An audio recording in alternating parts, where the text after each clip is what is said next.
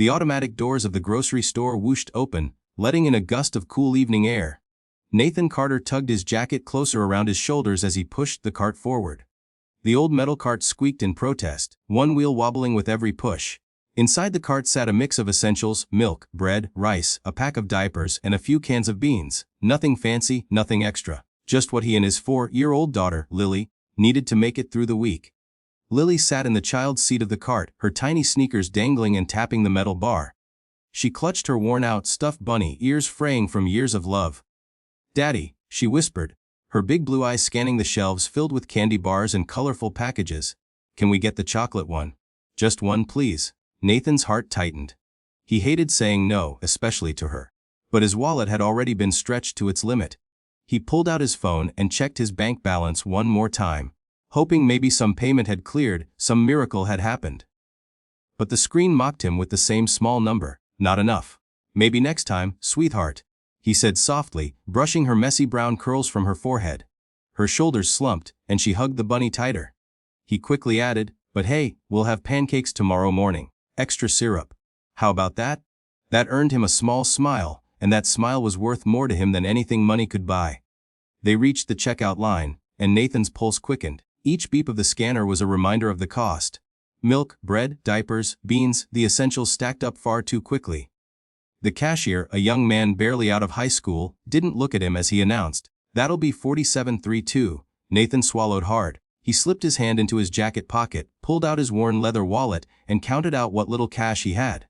$34. He reached for his debit card, knowing there was barely $10 in his account. Maybe, just maybe, it would go through. The card reader beeped, then flashed the red words "Transaction declined." A wave of heat rushed over Nathan's face. He felt the weight of the people behind him in line, their impatience hanging heavy in the air. Lily's small voice cut through the silence, "Daddy, is it broken?" He forced a smile for her sake. "Just a little glitch, sweetheart." The cashier cleared his throat. "Do you want to try another card?" Nathan shook his head, fumbling with the groceries. He started pulling items out of the bags. "Okay, take off the juice. And the cereal. Just the diapers and the milk, please." His hands trembled as he worked, and he wished he could disappear into the floor. That was when a calm, steady voice behind him spoke. "Put everything back."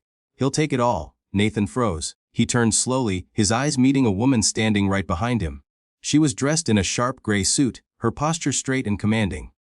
Dark hair framed her face, and her expression was unreadable, somewhere between stern and kind. She carried herself with the quiet confidence of someone used to making decisions, big ones. The cashier blinked. "All of it." "Less," she said firmly, handing over her black card. "All of it." Nathan stammered, No, you don't have to do that. Really, I can figure it out." But she cut him off with a raised hand. "You're figuring it out already. Let me help." The cashier quickly ran the card, and the groceries were paid for in seconds. Nathan stood frozen, stunned. I don't know what to say." "Say thank you," she said simply, her lips curving into the faintest of smiles. Lily piped up, "Thank you, lady." She waved her bunny at the woman. That earned a genuine smile. "You're welcome, sweetheart." Nathan's throat tightened as he pushed the cart toward the exit, the weight of the groceries somehow lighter now. But the woman followed him, her heels clicking against the tile floor. Outside, the parking lot glowed under the harsh lights. Nathan loaded the bags into his old car, a beat-up sedan that had seen better days. He turned to her, struggling to find the right words. "I don't know why you did that, but thank you." "You didn't have to." She studied him for a moment before answering. "I know what it looks like when someone's doing their best and still coming up short. You're not alone." He blinked at her, trying to piece together who this woman was.